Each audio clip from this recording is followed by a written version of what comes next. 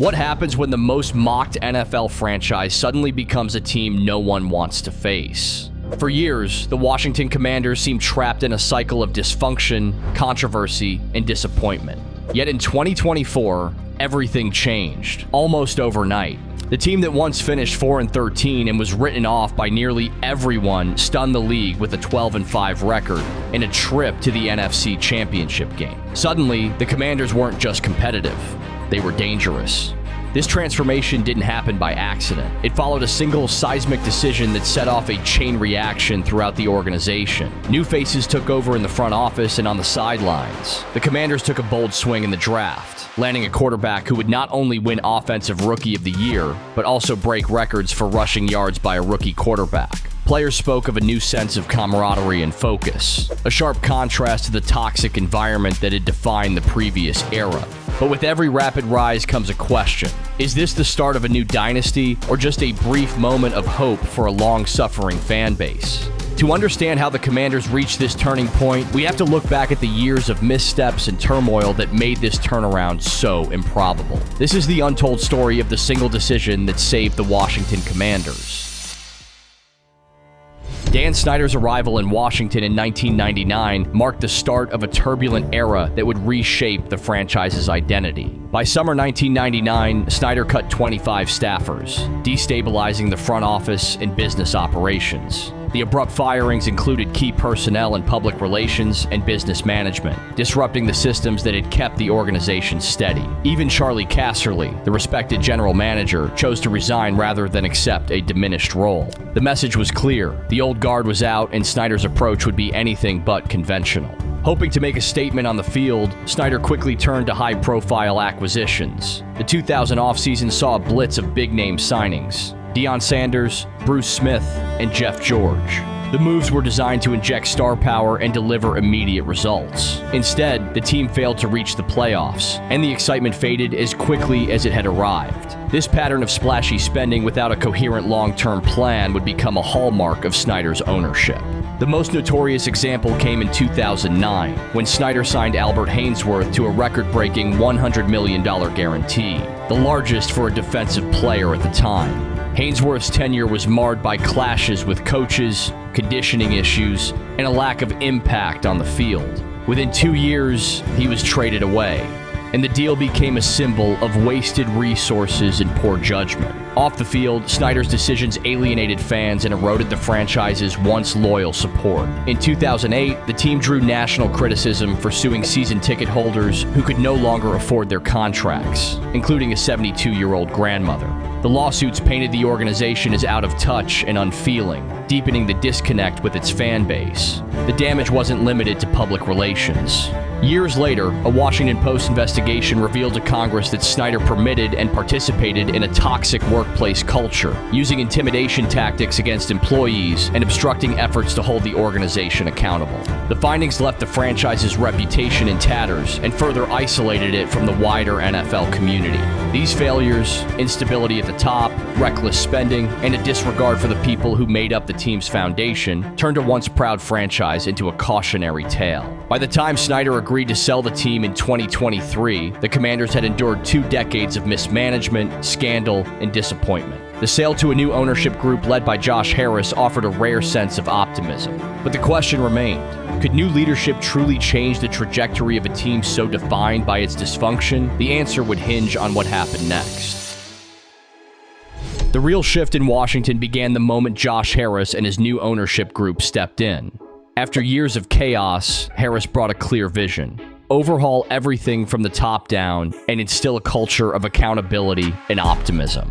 This wasn't about a quick fix or a new slogan. It was about changing how the entire organization operated, from the front office to the locker room.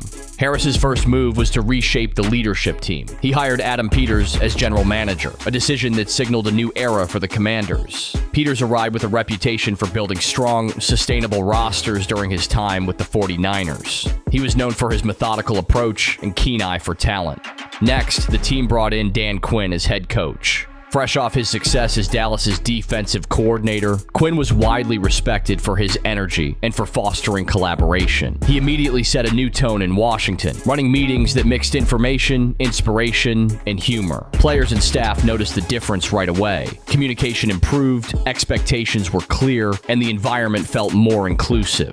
The addition of Cliff Kingsbury as offensive coordinator further signaled a commitment to modernizing the team's approach and maximizing their young talent. But the most defining moment came during the 2024 NFL Draft, when the Commanders used the number 2 overall pick to select quarterback Jayden Daniels. This was not a decision made lightly. Daniels, coming off a Heisman-winning season, was seen as the kind of quarterback who could finally stabilize a position that had been a revolving door for decades. The front office's commitment to Daniels was clear. They signed Marcus Mariota as a backup, all but confirming that Daniels would be the centerpiece of their rebuild. The selection was unanimous, a rare moment of alignment in a franchise that had so often been divided. Daniels' presence made an immediate impact. Even before the regular season began, his work in training camp impressed coaches and teammates. Under Kingsbury's guidance, Daniels showed an advanced understanding of the offense, often opting for smart checkdowns rather than forcing risky throws. Quinn observed that Daniels rarely lost his composure, even after a mistake. This calm, combined with his athleticism and leadership, quickly earned the trust of veterans and rookies alike. The front office also made a point to bring in experienced players like Bobby Wagner and Zach Ertz, who set a standard for professionalism and helped reinforce the new culture. Not everyone believed the changes would work so quickly. There were questions about whether a rookie quarterback, a new coaching staff, and a roster still carrying baggage from the previous era could come together in time to make a difference. But as summer turned to fall, Daniels began making plays that energized the team and the fan base. He extended drives with his legs, avoided costly mistakes, and delivered in high-pressure moments. The Commanders, long seen as an easy win on the schedule, suddenly looked organized and confident. The transformation went beyond individual performances. The culture in the building shifted. Players talked openly about accountability and brotherhood. Practices were sharper, meetings more focused, and the locker room more unified. The veterans set the tone, but it was Daniels who gave the team its new identity. By the time the regular season kicked off, the Commanders had already started to shed their old reputation. As the season approached, the football world began to take notice. The question was no longer whether the Commanders could change, but how far this new approach might take them. The moment that defined the Washington Commanders' turnaround came in Week 8 against the Chicago Bears. Down by 5 with only seconds left, rookie quarterback Jayden Daniels launched a desperate pass into a crowded end zone. Noah Brown came down with the ball, a play that would be dubbed the Hail Maryland. That single highlight didn't just win a game, it signaled to the league that Washington was no longer a team to overlook. The 2024 season wasn't a smooth ascent. Early on, the Commanders faced a harsh reality in Week 1, suffering a 38-20 loss to the Buccaneers. But instead of letting this slow start spark panic, the new-look Commanders used it as a learning moment. That resolve marked a turning point. The team's response was measured, not panicked. Quinn and his staff, including new coordinators Cliff Kingsbury and Joe Witt Jr., kept the focus on improvement rather than excuses. Jayden Daniels, the rookie at the center of it all, had his share of rough moments adjusting to NFL speed. He made mistakes, including costly turnovers, but his composure rarely wavered. By Week 4, Daniels started to show why he was the second overall pick. Kingsbury's offensive schemes leaned into Daniels' strengths, using his mobility to keep defenses off balance and allowing the rookie to make quick decisions. The result was an offense that found its rhythm as the season progressed. The defense, under Joe Witt Jr., played a crucial role in the transformation. Veterans like Bobby Wagner provided steady leadership, while younger players took their cues from the new culture of accountability. While the offense grabbed the spotlight, the defense consistently delivered, forming a well-rounded team the Commanders' faithful haven't witnessed in years. Washington's knack for winning close games became a theme. They pulled out 6 victories on their final plays, a testament to both preparation and belief. Inside the locker room, the Commander standard took hold. This new culture emphasized respect, accountability, and relentless competition. As the regular season drew to a close, Washington's 12-5 record marked their best finish since 1991.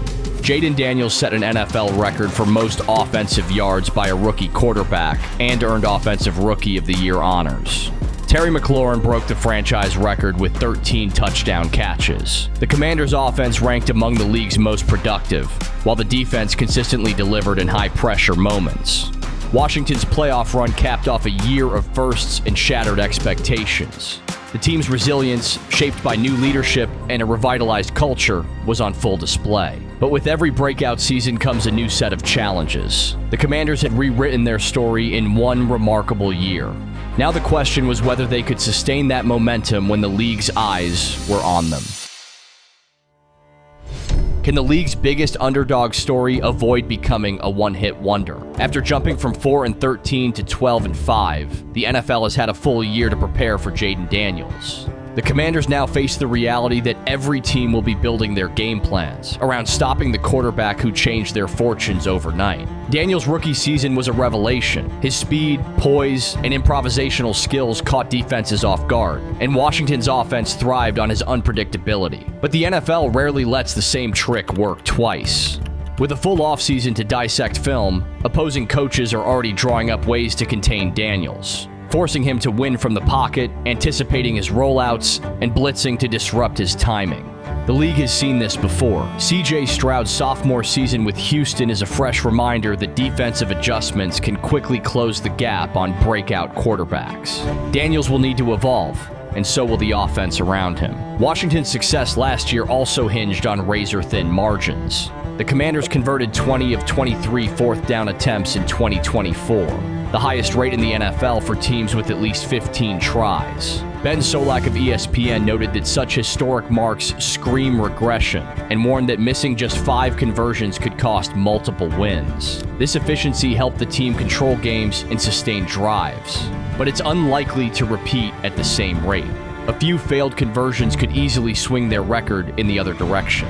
Offseason moves have shown the front office's intent to build on their strengths. General Manager Adam Peters traded for Deebo Samuel and Laramie Tunsil, 2 players who address immediate needs. Samuel brings a career average of 8.6 yards after the catch, giving Daniels a dynamic target who can turn short passes into big gains. Tunsil, meanwhile, has posted a 3.1% pressure rate since 2022, ranking among the league's best tackles. These additions should help, but both come with risks. Samuel's injury history is well documented, and Tunsil's past performance doesn't guarantee flawless protection.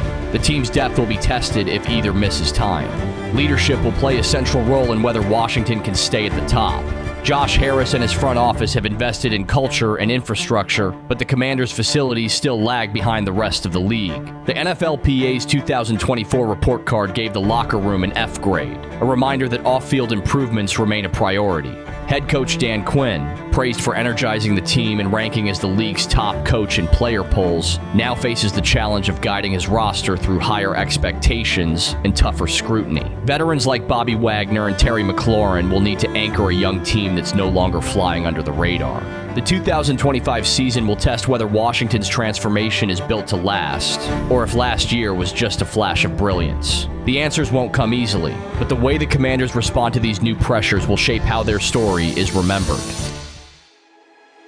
From lawsuits and scandal under Snyder to an NFC title run in just 1 year, the Commanders' story is a rare transformation in modern sports. Their 2024 campaign featured Jayden Daniels winning Offensive Rookie of the Year in the franchise's first playoff win in 19 seasons. Moments that captured how far the team had come. The pillars of this turnaround were clear. New ownership from Josh Harris, a sharp GM in Adam Peters, a respected coach in Dan Quinn, and a dynamic rookie quarterback who changed the team's identity. Now, the Commanders offer a blueprint for rebuilding. Leadership at the top, smart personnel moves, a unified vision, and a quarterback who delivers under pressure. Now we want to hear from you. Will 2025 cement the Commanders' rise, or will they regress after an unprecedented turnaround year? If you enjoyed this video, don't forget to give us a like, hit that subscribe button, and turn notifications on so you don't miss any of our future uploads. And be sure to check out our other documentary on what many are calling a potential turning point for the New York Giants after the 2025 draft. Could Jackson Dart be the answer they've been waiting for, or is it just hype? All you have to do is click on that video, because it's coming up right now. Thanks for watching, and we'll see you next time.